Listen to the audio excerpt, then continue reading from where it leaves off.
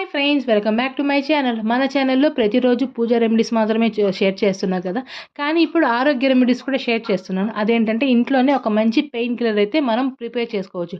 అదేంటంటే మీరు దేవుని కోసం పచ్చకర్పూరం కొనుక్కుంటారు కదా, అదే షాప్లో వాము పువ్వు, పుదీనా పువ్వు అని అడగండి. ఇవి 3 ఒకేలాగా ఉంటాయి, అంటే కర్పూరం లాగే ఉంటాయి అనమాట. ఇవి 3 సేమ్ క్వాంటిటీలో ఒక 8 కంటైనర్లో ఫిల్ చేసి పెట్టుకోండి.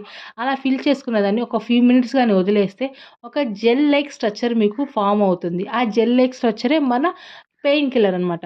అంటే ఆ జెల్ లైక్ స్ట్రక్చర్ని మీరు ఎక్కడ పెయిన్ ఉంటే అక్కడ కానీ అప్లై చేసుకుంటే మీకు పెయిన్ నుంచి రిలీఫ్ వస్తుంది.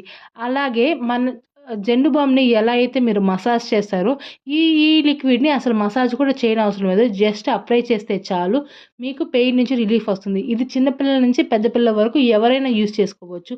మీకు స్మెల్లే అర్థమైపోతుంది దాని పవర్. మీకు ఏమైనా డౌట్స్ ఉంటే నాకు కామెంట్ చేయండి. Thanks for watching. బాయ్.